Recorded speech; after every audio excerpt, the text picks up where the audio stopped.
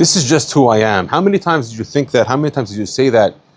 I'm a person with no patience. I'm a person who gets angry. I'm a person that's arrogant. I'm a person that's late, not just good with my fingers, my hands. And I want to just say that that's your decision about who you are. It might be that that's maybe how you're created. Doesn't mean that's who you are. I'll explain what I mean to say. There's a very interesting commentator in the Mishnayot of Kiddushin that over there he says about the Tiferet Yisrael writes that there was a story which is a very debated story if it actually happened. It's a legend, the Tiferet Yisrael says, about Moshe Rabbeinu.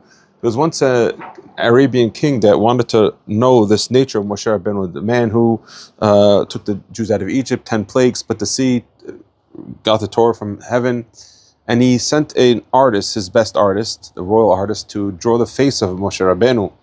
He came back to the king, and the king gave it to his best face reader, somebody who knows how to read person's personality from his face. Something that I learned from a neighbor from mine in Israel.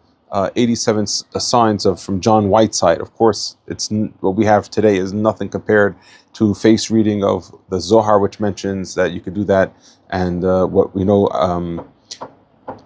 that there's other ways of face reading, but there are 87 signs in the face that is mentioned. But what you see from here, this concept is true. That does say that was somebody who could read the face of Moshe Rabbeinu and tell the personality.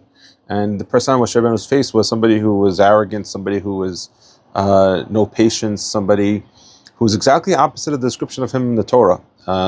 And it was very hard for this Arabian king to believe that this is the person who knows miracles. So he came to check if this is how Moshe Rabbeinu's face looks like, the one that's in the picture, and it was exactly like the portrait. So the Arabian king asked Moshe Rabbeinu, I took your picture back to a person who reads faces, and it says that your nature is to be arrogant and to get angry, and a person who doesn't have patience for people. And I see that you're not like that. I see that you're a very holy man. He says, yeah, the truth is that is my nature, but I constantly work on it. And that's an amazing story, very doubted. We don't know if that's the exact truth of the story actually happening, because there are great rabbis, they debated this story for 200 years if it's true or not. However, we do find that the story is mentioned, and we have to understand something, because in this week's parsha, we know that Moshe Rabbeinu gets angry at the Bnei Gad, Bnei Reuven, the ones who want to not cross over the Jordan River. They want to camp and settle in the place where there's good land. And Moshe Rabbeinu gets upset at them. He says, what, you want your brothers to go into the land alone, and you're going to stay here comfortably?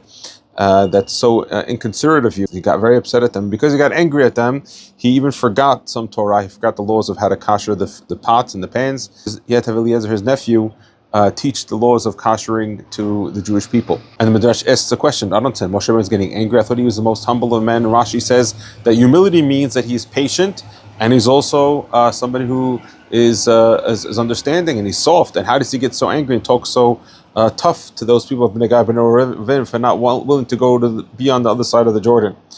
And the explanation that the Midrash says is that Moshe Rabbeinu, actually his nature was not to be humble, but he constantly worked on himself.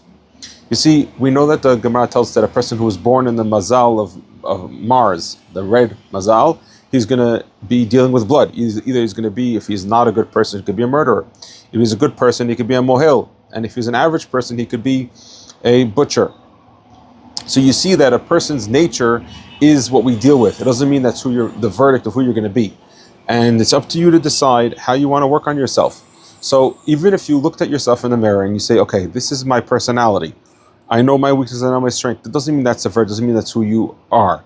It depends on if you are going to work on yourself and accept from the place that you are, what do I have to try to alter, or you're going to just say that the way I was born is the way I am. Hashem wants us to constantly improve the world, improve our nature, and in that way we could be the best people we could be.